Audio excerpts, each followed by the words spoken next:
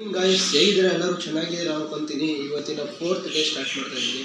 Fresh up ಆಗಿ workout start ಮಾಡಿ fresh up ಆಗಿ ಸಿಗ್ತೀವಿ.